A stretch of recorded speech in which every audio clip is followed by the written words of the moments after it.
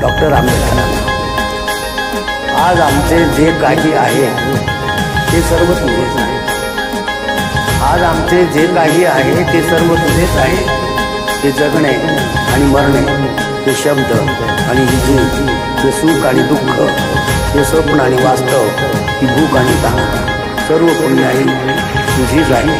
सर्व पुण्याई तुझीच आहे. हाय बिचारा दुबळा वारा, निर्दयतेने करीतो मारा. हाय बिचारा दुबळा वारा, निर्दय